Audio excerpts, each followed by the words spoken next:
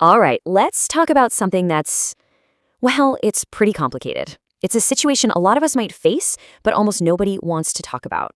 What do you do when you're in a committed relationship with someone you love, but you find yourself completely, undeniably drawn to someone else?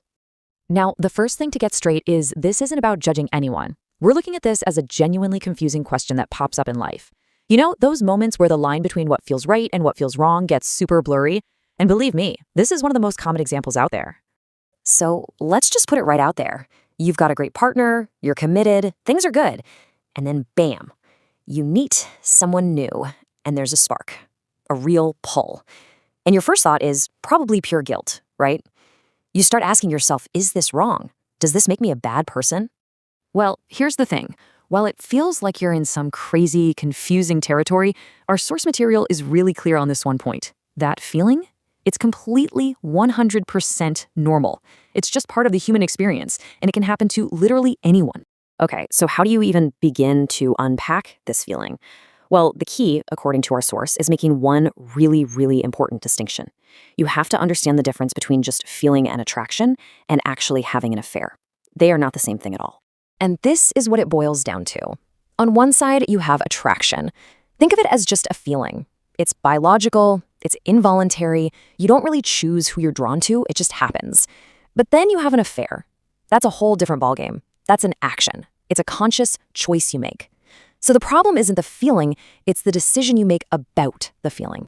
So great, it's normal to feel this way, but what do you do with that information? How do you figure out the right path for you? Well, this is where it gets really practical. Our source gives us a 5-point framework to help you think through your situation logically. And here they are: the impact, the commitment, the honeymoon period, something called the karma, and finally the fantasy. We're going to break down each one of these piece by piece to get a clearer picture. First, let's talk about impact. This is all about zooming out and seeing the big picture. An affair is never just about two people, is it? You have to ask yourself, how would this affect my kids, my parents? What about my reputation or social standing? And maybe the most important question of all, what would this do to my own peace of mind? All right, number 2, commitment. Think about it. When you're in a long-term relationship, it's built on a foundation of promises, right? Loyalty, support, responsibility. An affair throws a wrench right into that, and it forces a choice.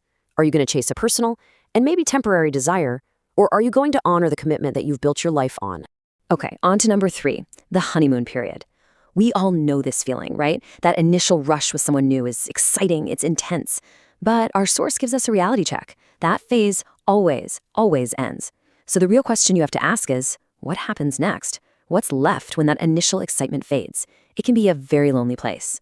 Parameter 4 is what our source calls karma, and you don't have to be spiritual to get this. It's really just about cause and effect. Sure, an affair might bring some short-term happiness or a thrill, but almost every single time that's followed by a much, much longer period of stress, anxiety, and pain.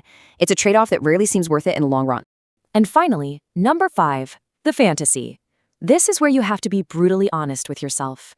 Is this new person really the key to your lifelong happiness? Or is this whole thing just a really exciting escape?